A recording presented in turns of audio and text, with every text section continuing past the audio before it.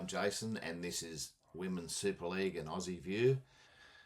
On the weekend, the game between Wigan and St Helens, it had everything really. Very physical down the middle, some massive hits come in, and there was also some brilliance there as well in amongst all that bashing up of each other.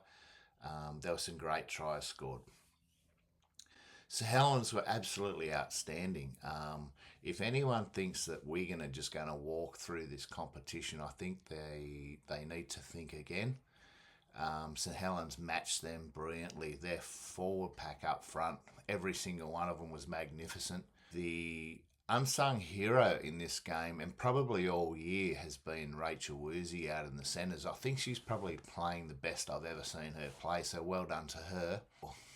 Eva Hunter scored two amazing tries, running off passes from Jenna Fubister, and their combination is just incredible. One player who come off the bench for Wigan, normally we associate her with her attacking game, but Kelsey Gentle's come on and she must have put on about 4 or 5 big hits, like really got stuck into the Saints players, and she was incredible coming off the bench. So 32-28 was the final score. Went down to the last minute. Could have gone either way. And the split comes after next week with the top 4 and the bottom 4. Those teams are going to be playing each other home and away. And it's going to be like a semi-final every week. I think it's going to be survival of the fittest. I think the team with the best depth will win this competition. Leeds Rhinos, and they beat the Lee Leopards 72-0. Mel Howard really ran the show.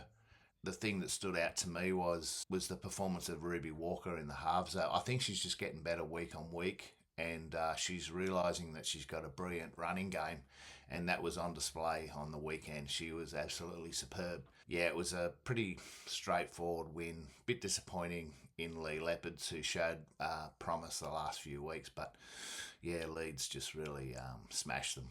York beat Fev 44-0. Looks like York are really starting to put it together like I predicted. I think they're going to get better as the year goes on, and that was a really strong win for them.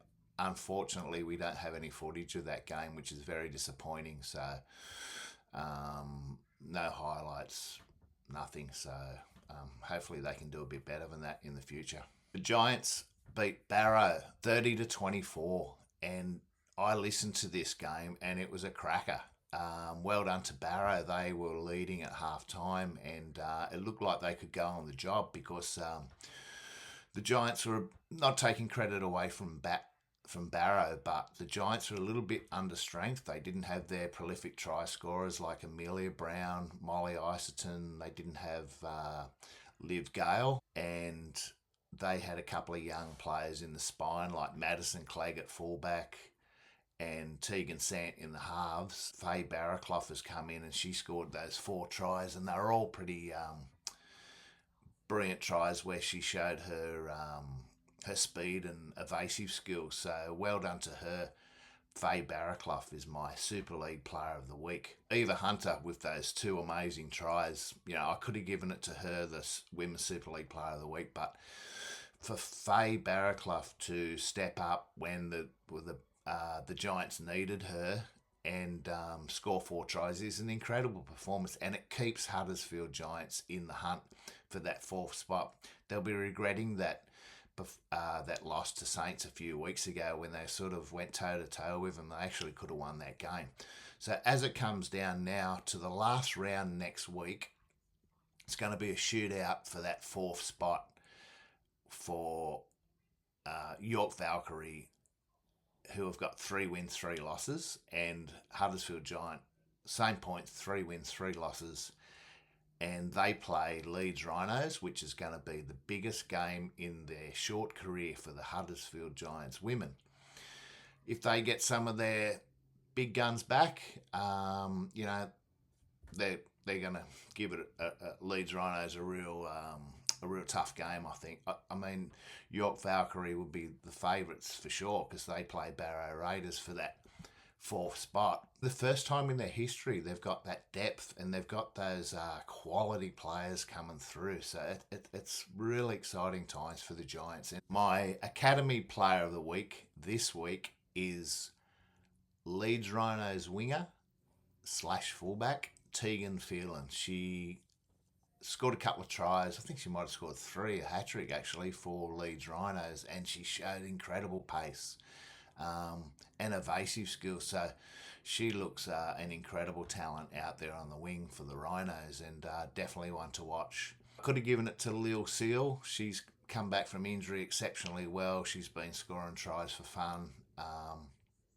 which is great to see. The England Diploma in Sporting Excellence team play in France this week. I think they play 2 games while they're over there. So we're going to try and keep up and give a report on those games. And it's a pretty exciting... I haven't seen the actual full squad yet, but there's some exciting plays in that with those Giants players we've spoken about, and Lil and Mia Drescher from St Helens, who actually, Mia had a fantastic game for Saints against Wigan. She's come into the number 6 shirt, and she's been the perfect link for Saints. She didn't overplay her hand. I thought she was outstanding and scored a try against Wigan in that game. So it's going to be really good to see how they go. And just finally, in the last video I did, I named my England side for their test match, which is coming up in a few weeks against France. And it appears now that I don't think Molly Jones or Sav Andrade are going to be in the squad just through injury. They haven't returned yet. So just in their places, there's a few names I'd like to throw it as possibilities, and that would be Rachel Woozy, who I mentioned before, who's in outstanding form. Connie Boyd has been incredible for Leeds. I threw up the name Nicole Kennedy from Leeds, who she's just a brilliant player. So I'm still waiting to see of her well, she's eligible, but if she's keen to play for England in that World Cup, like if she is, I'd throw her in as a possibility for this test match for France. The player who's surprised me probably the most is her performances have been unreal, and that is Berry Salihi. She's signed for Wigan this year. She's not playing fullback. She's playing centres with Molly Jones out, and she's really impressed me. She looks stronger, fitter, faster than ever, and what a player she is. So she's a big chance, for maybe getting a call up. So keep an eye out for Berry Salihi this year. Of those 4 that I just named, I'd probably reward Connie Boyd for her performance this year. I think she deserves a run. And I just want to shout out to the Gigi Van. On the weekend, he filmed the Manchester Swinton Lionesses game against Warrington Wolves. I watched that game. It was great to see a game at that level, and I really enjoyed it. So well done. Keep that up.